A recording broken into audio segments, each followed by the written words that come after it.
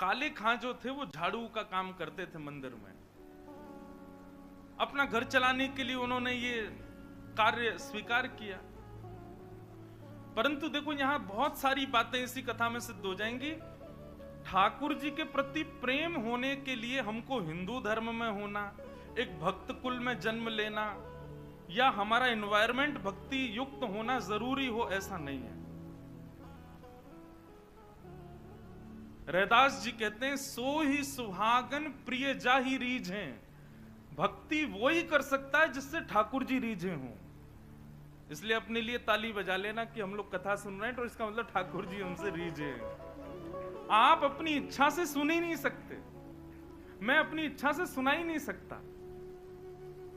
यदि मैं बिहारी जी जा रहा हूं, मैं कथा में आ रहा हूं, मैं वृंदावन जा रहा हूं, तो इसका मतलब यह बात निश्चित है कि ठाकुर जी मुझसे प्रीति करते हैं, इसीलिए संभव है। वो नाराज हो जाएं तो हमारी मजाल क्या जो हम अपने बिस्तर से उठ के और कहीं नहा धो करके बिहारी जी भी चले जाएं? नहीं जा सकते। वो अपनी महफिल में हमको दाखिल कर लेते हैं, अपनी आंखों के आगे हमको खड़ा कर लेते हैं, इसका मतलब वो भी हमको देखना चाहते हैं, इसीलिए। तो काले खां एक विजातीय व्यक्ति, हिंदू भी नहीं था, केवल अपने घर को चलाने के लिए झाड़ू का काम करता था मंदिर के पास। इसी बहाने उसको कभी कभी मदन मोहन जी दिख जाते थे। अब देखते देखते, झाड़ू लगाते लगाते, अब उसकी आदत में आ गया कि अब वो बिना श्याम सुंदर को देखे रह नहीं पाता। रोज मंदिर में जाता, झाड़ू लगाता और पीछे सीढ़ियों पे ही खड़ा हो जाता। अंदर तो जाने की उसको अनुमति नहीं थी। तो वहीं से भीड़ जब इधर उधर होती थी तो बीच में से थोड़ी सी झांकी श्री मदन मोहन जी की उसको दिख जाती थी। मानो उसको ऐसा लगता था उसका हृदय परम शीतल हो गया हो, परम आनंदित हो गया हो। धीरे धीरे भक्ति प्रस्फुटित होने लगी हृदय में। अब तो ये स्थिति हो गई कि मंगला में पहुंच जाता और शयन करा के ही घर आता था वापस। और इससे परिणाम ये हुआ कि पत्नी जो थी काले खां की, वो बड़ी बरसती थी। परिवार के लोग उसको काफिर बोलते थे। बोले बताओ, जन्मा हमारे कुल में, कभी खुदा को तो याद करता नहीं, वहां पत्थर पूजने चला जाता है, इस प्रकार की बातें बोलते। लेकिन उसको किसी से कोई फर्क नहीं पड़ता। वो तो और आनंदित हो गया जब उसकी पत्नी उसके बिल्कुल विपरीत होती चली गई, तो वो तो और खुश हो गया। बोले बढ़िया है, जो बीच में दोपहर में भोजन करने घर जाता था, अब उसका भी मन नहीं करता मेरा। क्यों? चिक चिक करेगी, लड़ेगी मुझसे, इससे बढ़िया मंदिर में पड़े रहो। अच्छा एक बात कहें, मैं अपनी कथा में कहा करता हूं, हमारे संबंधी यदि अनुकूल हों तो ये बिहारी जी की कृपा, लेकिन हमारे संबंधी यदि प्रतिकूल हों तो ये समझो बिहारी जी की डबल कृपा है। कथा में 3 प्रकार के लोग आते हैं। पहले इच्छुक, दूसरे आमंत्रित, जिनको निमंत्रण आमंत्रण भेजा गया है, और तीसरे जो घर परिवार और संसार से दुखी हैं। 3 प्रकार के लोग कथा में आते हैं। यहाँ हो सकता है एक आध लोग ऐसे बैठे हो, कोई घर जाएंगे तो क्या, कुछ नहीं, सब लड़ेंगे झगड़ेंगे, पीछे पड़े रहे, इससे बड़े कथा में ही बैठे रहो। तो मंदिर कथाओं में जाने वाले 3 प्रकार के लोग होते हैं, इच्छुक भक्त, आमंत्रित और दुखी दुखियारे बेचारे। तो काले खां को तो और अच्छा लगता, पत्नी बेचारी ऐसी विमुख हो गई कि अब तो वो पूरा दिन ही मंदिर में ही निकालता। लेकिन काले खां की व्यवहार धर्म में एक पीड़ा थी कि उनको कोई संतान नहीं थी। घर परिवार के लोग सब उसको बहुत डांटते थे। बोले अरे तू खुदा को भजा कर, वो तुझको संतान देंगे, वो तेरे को बेटा देंगे, तू किसको भजने चला जाता है, खुदा को पुकारता ही नहीं है, इसीलिए तो तेरे बालक नहीं हो रहा। अब तो रोज की इतनी चिकचिक हो गई कि काले खां एक दिन मंदिर गया, मदन मोहन जी का श्रृंगार दर्शन कर रहा था, दूर खड़े खड़े बोले हे मदन मोहन लाल जी, मुझे पुत्र की कामना नहीं है, मुझे संतान की कामना नहीं है, पर आपकी भक्ति करने में, आपसे प्रेम करने में बाधा बनती है मेरे परिवार के लोगों की बातें, और वो बातें तभी खत्म होंगी जब मेरे घर एक पुत्र हो जाए। हे नाथ, मुझे पुत्र की कामना नहीं, मेरी कामना तो ये कि सब चुप हो जाएं और मैं आपकी भक्ति करता रहूं, इसके लिए आप मुझे एक पुत्र दे दो। देखो कितने बढ़िया ढंग से ठाकुर जी से पुत्र मांगा, और कृपा ऐसी हुई कि कहां परिवार के लोगों ने जब ज्यादा बोलना प्रारंभ किया तभी खबर आई कि काले खां की पत्नी जो है वो गर्भवती। पहले तो आधे लोगों के मुंह बंद हो गए। काले खां भी सबको बोलते थे, बोले तुम लोग कहते हो खुदा को भजो तभी बालक होगा, दो मेरे मदन मोहन लाल जी ने भेज दी संतान, अब देखना होगी। फिर ये हुई कि अब बेटी हुई तो समझेंगे कि इसके ठाकुर जी ने दी, बेटा हुआ तो समझेंगे हमारे खुदा ने दिया। बोले ऐसा नहीं,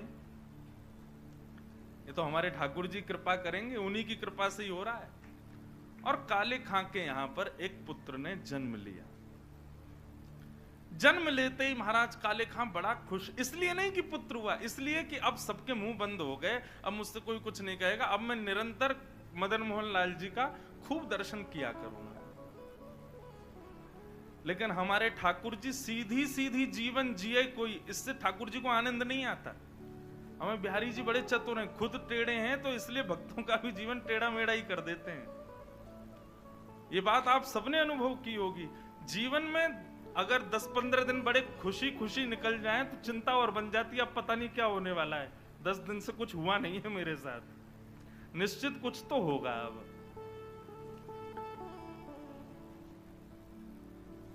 काले खां का पुत्र 8 वर्ष का हो गया, सब आनंदित था, काले खां बड़ा प्रसन्न। अब तो जन्माष्टमी भी मनाता है, राधाष्टमी भी मनाता है, रामनवमी भी मनाता है, घर वालों को नहीं बताता, बस मंदिर में जाके सब उत्सव होते हैं उसमें आनंद करता है। 8 वर्ष का बालक काले खां का यमुना जी के तट पर, नदी के तट पर कहीं खेल रहा था अपने मित्रों के साथ, और एक सर्प ने उसको डस दिया। सर्प के डसते ही महाराज नीला पड़ गया उसका पुत्र, बेहोश होके गिर गया। बालक दौड़े दौड़े गए काले खां के घर, काले खां तो मंदिर में था, उसकी पत्नी को जाके बताया।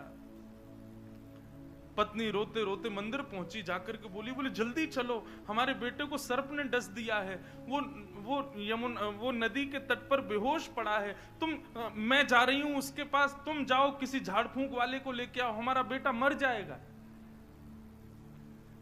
लेकिन काले खां व्यस्त था ठाकुर जी की श्रृंगार आरती में, श्रृंगार आरती हो रही थी। पत्नी इतना बोल करके लौटने लगी, लौट करके उसने पीछे देखा कि आए कि नहीं, तो देखा तो काले खां तो ठाकुर जी को ही देख रहा था। पत्नी जाकर के बरसने लगी, बोले तुमको अभी भी यही दिख रहे हैं? अरे हमारा बेटा मरने वाला है, देरी करोगे, कोई झाड़ फूंक वाला नहीं पहुंचा तो उसकी मृत्यु हो जाएगी। लेकिन काले खां तो अभी भी मदन मोहन जी को ही देख रहे थे। पत्नी ने कहा यदि मेरे पुत्र को कुछ हो गया ना तो फिर देखना मैं क्या करती, तुम्हें और तुम्हारे इस मदन मोहन को दोनों को देखूंगी मैं। ऐसा कहकर के पत्नी तो चली गई, काले खां वहीं खड़े रहे, नेत्रों से अविरल अश्रुधार बहाने लगे, इसलिए नहीं कि पुत्र को सर्प ने डसा, इसलिए हे मदन मोहन लाल, क्यों आप चैन से नहीं बैठने देते मुझको, क्यों आप चैन से मुझे दर्शन नहीं करने देते? ये सब मुझे पता है आपकी लीलाएं हैं, और ये सब क्यों करते हो ये भी मुझे पता है, मुझे परखने के लिए कि मैं अपनी स्थिति से च्युत तो नहीं हो रहा कहीं। लेकिन मेरा पुत्र दिया आपने था तो बचाओगे भी आप ही, और पुनः कहूंगा इसलिए नहीं कि मेरा पुत्र है, इसलिए कि मैं आपसे दूर ना हो जाऊं, बस मेरे पुत्र को बचाना। संध्या आरती के बाद जैसे ही कपाट बंद हुए, काले खां नदी के तट पर पहुंचा। भीड़ इकट्ठी थी। पत्नी को जैसी पता चला, काले खां बोले आगे ओझा को नहीं लाए, झाड़ फूंक वाले को, बोले वो तो मैं भूल गया। इतना कहना हुआ कि महाराज परिवार के लोगों ने काफिर काफिर कहकर के काले खां को सुनाना प्रारंभ कर दिया। दौड़ करके गए, ओझा को लेकर के आए।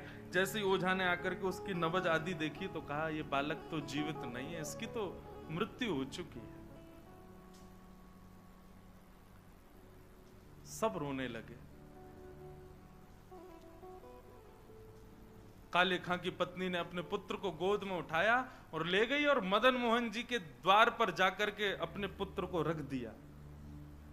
बोले बहुत कहते थे मदन मोहन लाल जी ने दिया, मदन मोहन लाल जी ने दिया है, तो ये जीवित करके दिखाएं इसको अब। और यदि ये जीवित नहीं हुआ, खुद भी मर जाऊंगी, तुमको भी मार दूंगी और पूरे परिवार को नष्ट कर दूंगी इन्हीं की दहली पर। तब काले खां ने मदन मोहन लाल जी को निहारा और निहार करके कुछ शब्द काले खां ने लिखे हैं, तो थोड़े उर्दू के अल्फाज, लेकिन हैं बहुत सुंदर। इनमें से कई शब्दों के अर्थ तो मुझे भी नहीं पता, उर्दू में, पर एक बात कहें, भक्त की जब चरमोत्कृष्ट भक्ति हो जाती है ना, तो उसकी भक्ति शब्दों के रूप में निकलने लगती है। जब भक्ति चरम स्थिति में पहुंचती है, कहां मीराबाई ने नहीं गाया, सूरदास ने नहीं गाया, तुलसीदास ने, सबने गाया। एक बात नोट कर लीजिएगा, जिसने पाया उसने गाया, और जिसने नहीं पाया वो गा नहीं पाया कभी।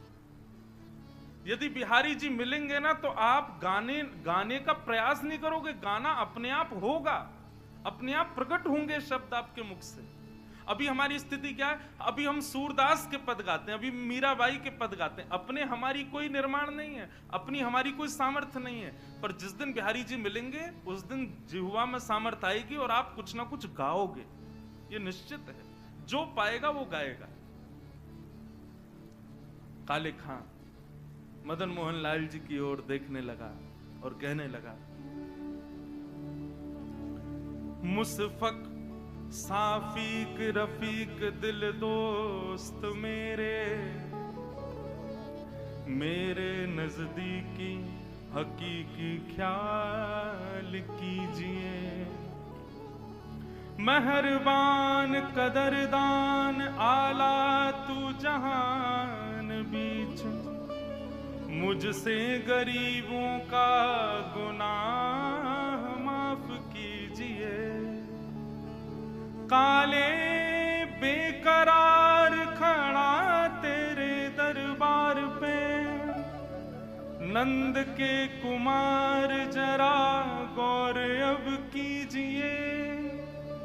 हिंदुओं के नाथ तो हमारा कुछ दावा नहीं, जगत के हो नाथ तो हमारी सुध लीजिए। हे मदन मोहन लाल, एक द्वार पर खड़ा है तुम्हारे, यदि तुम हिंदुओं के नाथ हो तो हम वापस चले जाएंगे, कोई कृपा मत करना। पर मैंने सुना है लोग आपको जगन्नाथ बुलाते हैं। जगत के हो नाथ, जगत के हो नाथ तो हमारी सुध लीजिए। बस ये बात कहनी हुई, नेत्रों से अविरल अश्रुधार बहने लगे काले खां के, और देखते ही देखते जैसे ही अश्रुधार का एक बिंदु नीचे पड़े हुए काला पड़ गया था पुत्र विष के कारण, जैसे एक बिंदु जाकर के उस पुत्र के मुखमंडल पर पड़ी, पड़ते ही उसका जो काला वर्ण हो चुका था वो श्वेत होने लगा, और धीरे धीरे पुत्र ने आंख खोलनी प्रारंभ करी, उठ करके बैठ गया, देखने लगा, जल पी करके बोला, अब्बा अम्मी, जो उसके माता पिता थे उनको उन्हीं शब्द में पुकारा। बोले कि वो कहाँ गया? बोले कौन? अरे अभी जो यहाँ खड़ा था, मेरे समान छोटा सा बालक था, मेरे जैसा ही सांवला उसका वर्ण था, मोर मुकुट पहनी थी, बहुत सुंदर उसकी मुस्कान, उसके ऐसे सुंदर नेत्र थे, वो मेरा सखा है, वो मेरे गले में गलवैया डाल करके खड़ा था, कहाँ गया वो? और ये भाव देखते ही वहां खड़े जितने लोग थे सबने मदन मोहन लाल जी को दंडवत प्रणाम किया। सब समझ गए, बोले किसने की है कृपा हमको पता है। तब से लेके आज तक श्री मदन मोहन लाल जी की आरती होती है तो आरती होते ही वहां का एक आरती पूर्ण होते ही एक पंक्ति गाई जाती है, कारे के बेटा को जब कारे ने खाया, कारे के बेटा को जब काले ने खाया, कारे की कविता सुन बेटा जिवायो है। काले खां के बेटा को जब काले नाग ने खाया, तब काले खां की कविता सुन करके उसके बेटा को जिवाने वाले बोल मदन मोहन लाल की जय। ऐसे श्री मदन मोहन लाल जी, ऐसे हमारे श्री वृंदावन बिहारी लाल, भरतपुर बिहारी लाल। तो ये कथा क्यों सुनाई? हमारे यहां प्रायोरिटी पहले बाकी के सारे कामों को और फिर उसके बाद ठाकुर जी को नहीं। यदि भक्त हैं, यदि वैष्णव हैं, यदि आप सांसारी हो तो निश्चित है बिहारी जी को चौथे पांचवें नंबर पे ही रखो। लेकिन यदि अपने आप को भक्त कहते हो, दुनिया से कहते हो कि हम वैष्णव हैं, तो ठाकुर जी को प्रथम स्थान दो। उसके बाद में संसार की कोई स्थिति होनी चाहिए। यह भक्ति का स्वरूप। पहले बिहारी जी से संबंधी वस्तु, पहले बिहारी जी की कथा, पहले बिहारी जी के संबंध की कोई भी क्रिया, उसके बाद कोई और क्रिया। और एक बात और कह दें सावधानी के रूप में, टर्म्स एंड कंडीशंस पहले ही बता दे रहे हैं। आप जिस दिन इस चीज को अपने जीवन में लागू करोगे कि पहले बिहारी जी, उस दिन से परीक्षाएं 4 गुनी बढ़ जाएंगी आपकी। क्योंकि ठाकुर जी फिर चेक करेंगे, अच्छा प्रायोरिटी हमें पहले, ले बेटा अब बता। बस उससे घबराना नहीं। कैसी भी परिस्थिति जीवन में आए, कैसी भी स्थिति, कितने भी भयानक झोंके जीवन में आ जाएं, अपने भक्ति की नींव को आप मजबूत रखना। बस विश्वास बिहारी जी के प्रति प्रबल है तो काले खां का पुत्र मरकर के पुनः जीवित हो सकता है। मीराबाई विष का प्याला पीकर के भी मृत्यु को प्राप्त नहीं कर सकती। गोस्वामी तुलसीदास का पूरा परिवार बिखरने के बाद भी वे मानस की रचना कर सकते हैं। गोस्वामी तुलसीदास जी का कभी चरित्र पढ़िएगा, कितने शत्रु थे उनके, कितनों ने मारने का प्रयास किया, लेकिन गोस्वामी जी का कोई बाल बांका नहीं कर पाया। बस ठाकुर जी विश्वास के लिए परीक्षाएं जरूर लेंगे, चेक करेंगे, देखें तो सही हम प्रथम प्रायोरिटी हैं कि नहीं, हम प्रथम स्थान पर हैं कि नहीं।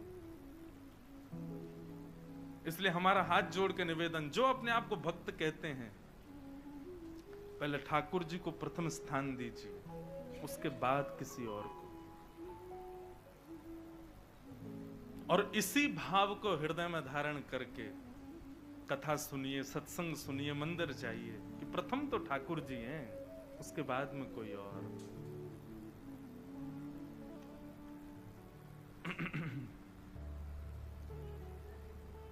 बोलो वृंदावन बिहारी लाल की जय। भूमिका में चले गए ज्यादा, पर अच्छा ही था। जो भी भाव निर्मित हो श्री बिहारी जी की कृपा से ही होता है। तो हम ये विषय क्यों लेकर के प्रारंभ किया था? ये विषय प्रारंभ किया था स्मृति शब्द से, कि वो 5 वर्ष पुरानी जो स्मृति है ना, उसी स्मृति का कल हम फोन कर दें कि भैया सुनो आज ना कथा आप ही लोग कर लो, हम थोड़े थक रहे हैं, हम नहीं आ रहे, तो ऐसा हो सकता है?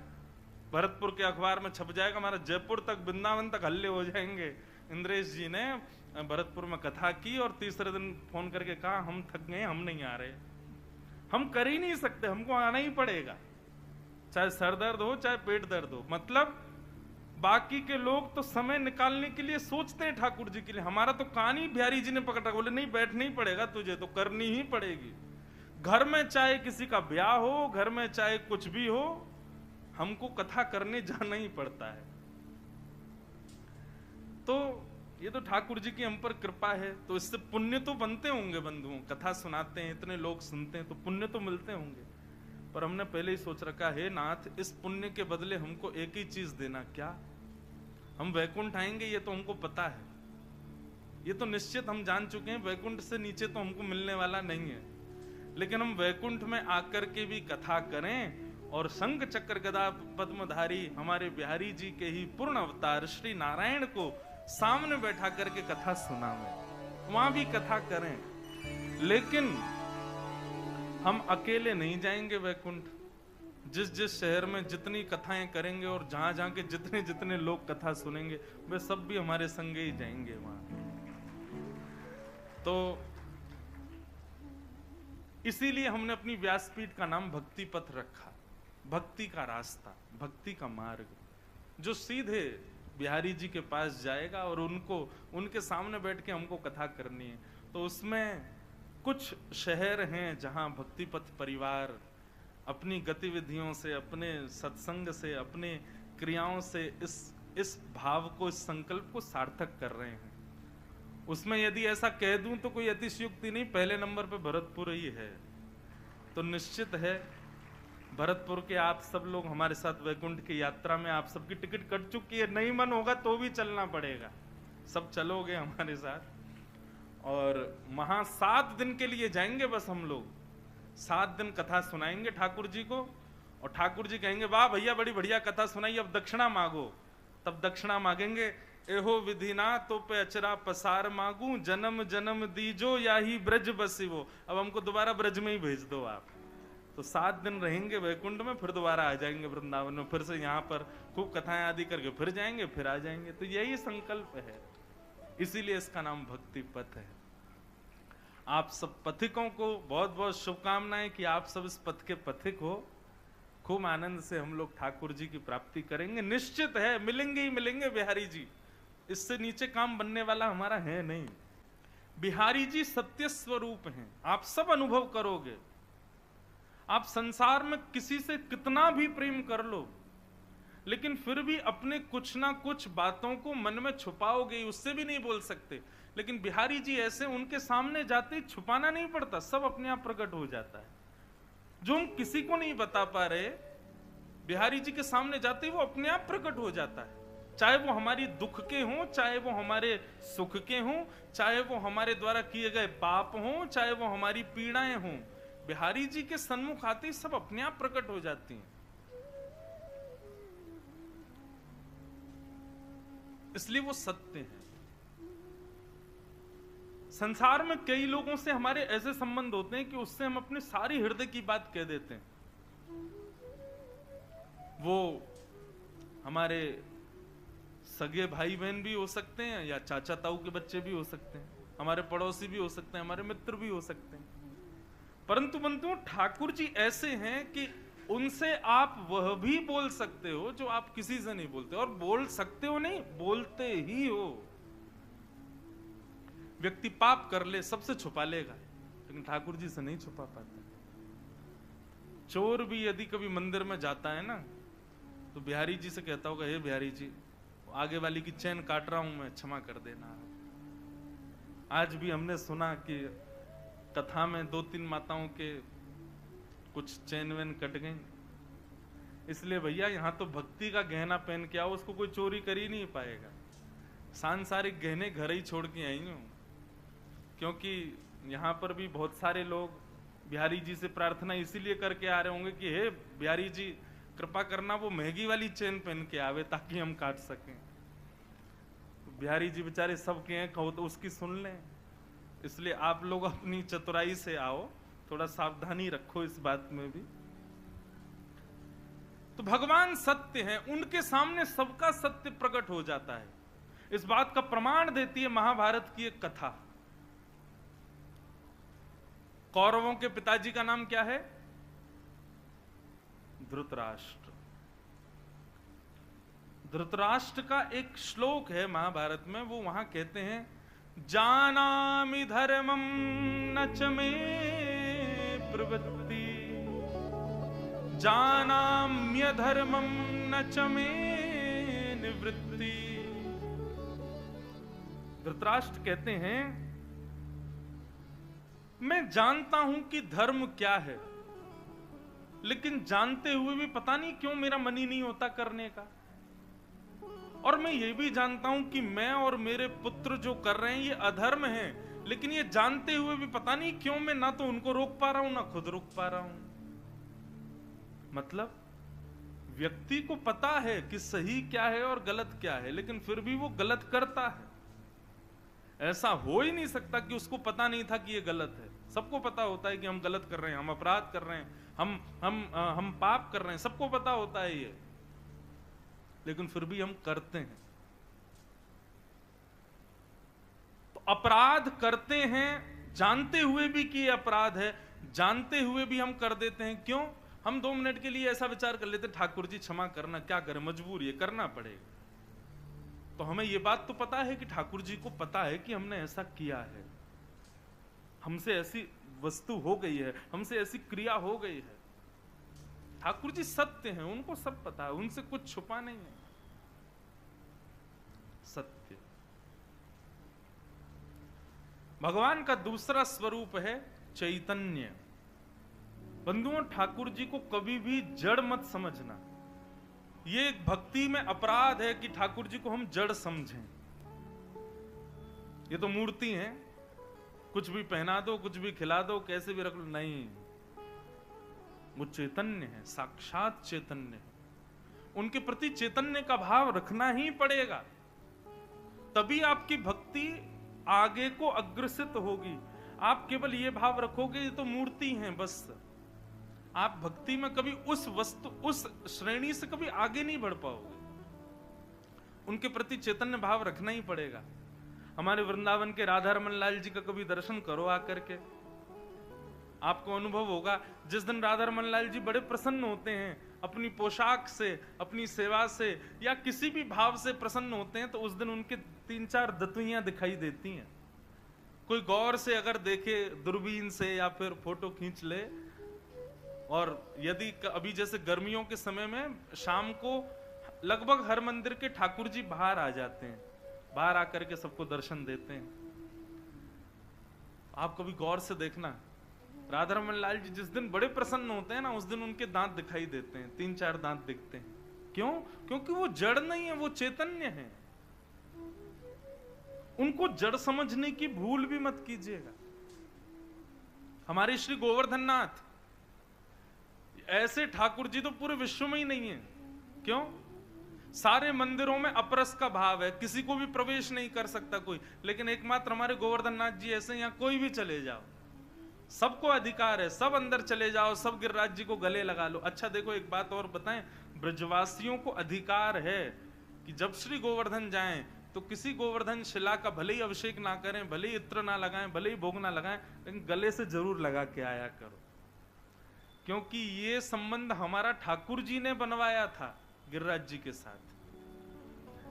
और एक और बात बताएं, गिरिराज जी में जितनी भी शिलाएं, गिरिराज जी से जो अलग शिलाएं दिखाई देती हैं, जो गिरिराज जी पर लेटी हुई हैं, ये सब अनन्य ब्रजवासी ही शिला बनकर के गिरिराज जी को माने आलिंगन कर रहे हैं, अपने हृदय से लगा रहे हैं। तो हमारे गिरिराज जी को आलिंगन जरूर किया करो, श्री गोवर्धन नाथ जी को।